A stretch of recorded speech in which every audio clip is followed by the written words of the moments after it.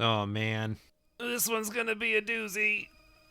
I mean, look at that title. Is Earthbound worth playing today? Earthbound's that OG wacky game that inspired so many other wacky games for years to come. The answer is yes, right? Right? I've been thinking about this topic quite a lot lately. My co-host Jason has never played Earthbound. On behalf of all of Eagle Land, a part of me is offended. Jason literally owns 10,000 games, including Earthbound. Why hasn't he played this masterpiece yet? So, Earthbound recently joined the Switch's library. I decided that I'd make it my mission to get him to play it. My plan of attack was simple.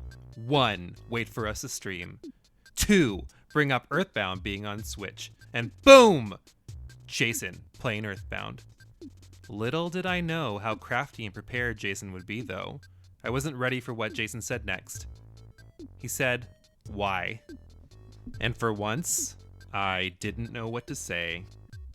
This is where the spiral about Earthbound's quality of life began. How do you explain to someone that they should play a game that's almost 30 years old when there are so many bright, shiny, polished new games out? Is this game still worth playing?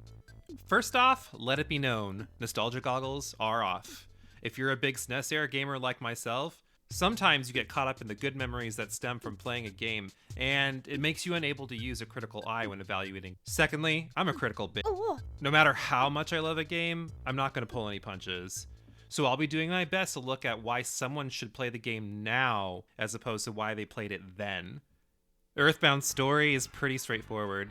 A global alien invasion slowly begins across the world due to some events from the prequel's NES release that wasn't released in America until very recently. A meteorite drops in your neighborhood and a not bee pops out from the future and warns you of an incoming invasion. It's up to you to step up, get the other kids of prophecy, and stop the invasion.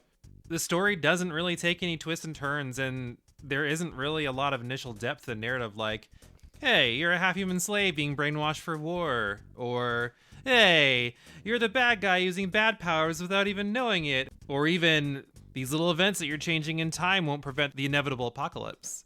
It's all the standard, hey look, an alien trying to take over the world. I'm gonna go hit him with a bat until he stops breathing. If this game released today, I'm honestly not sure it would get a real pass. Oh, it really kills me to say that. This sense of lackluster vagueness also trickles into the main characters as well. I mean, sure, Ness, Paula, Jeff, and Pooh, no, not that Pooh, are adorable kids, but they don't come packaged with any form of personality. I honestly think this is the game's biggest letdown. In some capacity, the only thing that sets them apart are the weapons and spells they can use. These 4 kids are going on an adventure to save the world on their own without any adults. There's plenty of opportunity for them to express their struggles and woes on their journey. It's very reminiscent of early Dragon Quest games, which, with all love and respect, isn't anything more than a point A to point B adventure. It's not like child characters can't have any personality. Though it was released at a very different time, take a look at Brave Sweet Oliver from Ni no Kuni. This kid loses his mother in the first hour of the game, and he still has more passion and adorableness to choke Master Belch. So yeah, 10 points from Gryffindor. On the bright side, the setting is relatively unique for games, as opposed to I'm gonna keep this in, that word's hard to say, or high fantasy settings.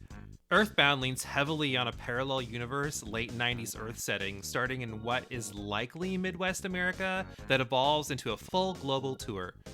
Instead of exploring fictional towns that are completely made up, you get to explore this world's version of places like America, England, Egypt, and the Himalayas. The setting influences a lot of other factors like replacing potions for food and inns with hotels, stuff you'd see in our society. I think that this is what initially drew me in as a kid, and it's something I really want to see in newer games. Aside from games with superhero influences, you don't see a lot of RPGs that use our world as its setting. I think the only other series I can think of that does this is Shadow Hearts. It's nice to see RPGs step away from the standard fantasy setting that Final Fantasy and Dragon Quest have pretty much perfected. So in terms of setting, if that's your thing, it definitely gets a plus. Speaking of Dragon Quest, again, as it's clear Earthbound was heavily influenced by good old DQ, Earthbound's battle system is a little too similar to this golden oldie. Dragon Quest's early game battle system was pretty archaic and bland compared to the more innovative titles like Final Fantasy, Phantasy Star, Super Mario RPG. Though Earthbound's battles are overly simplified, it does have a few unique ideas that help with quality of life. Earthbound might be the first RPG to have enemies on the map, as opposed to soul-sucking random encounters. One thing that's cool is the number of monsters you run into are the actual monsters that appear in battle, so it's kind of funny running into something like a mouse and then being dogpiled by 3 other monsters in the area. It might also be the first game to include sneak attacks on enemies. Sneaking up on enemies from behind not only nails you a surprise round, but the addition of defeating weaker monsters without actually having to fight them was mwah. It kind of gives me Persona all-out attack vibes. Imagine Jeff popping up and saying, "Get back here, you son of a..." God, I love Junpei. Another cool minor feature lies in the hit point reel. When your character takes damage, their hit points tick down rapidly as opposed to taking all the damage at once. If a character receives a fatal blow, you actually have a few seconds to save them before they pass out. This is helpful in several instances, as some enemies literally blow up with the force of 1,000 exploding suns when you kill them, and it kills your whole party. So you can either heal them, or try to finish the battle before they get knocked out. These are cool features, but they definitely don't go far enough to save the battle system. At the end of the day, it's just a game of death punchies that can get very stale if you're not a fan of the standard RPG grind. It's not looking good, guys. If a game has an empty hole of a story, a bland cast of characters, and it barely has a passable combat system, is it really worth playing? How did a game with so many flaws that just weigh into people's hearts? What makes Earthbound Earthbound? Don't panic. The answer is simple. I got this. It's Mr. Saturn. I mean, look how cute he is. Look at this cute anthropomorphic Balzac.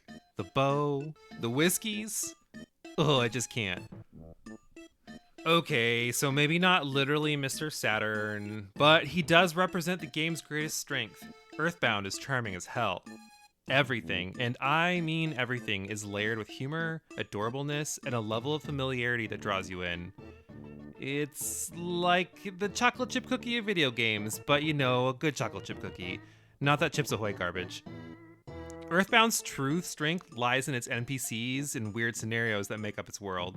It's one of those games where you want to talk to people in the cities you visit, or the mice, or the monsters that live in caves. Their dialogue is hilarious, it's weird, it's touching, it's unapologetic. Like this one dude who claimed that he helped you defeat the Kraken by throwing his slippers at it. Or the person who narrates why they screamed.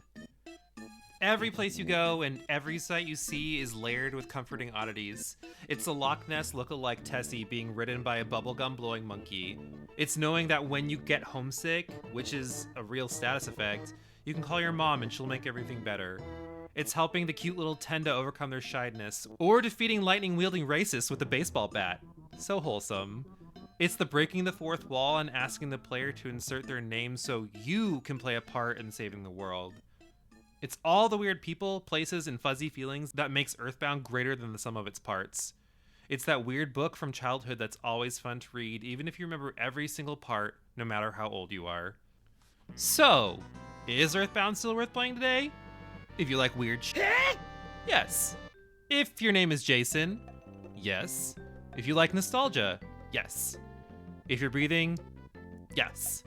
Now smile and say fuzzy pickles, bitches.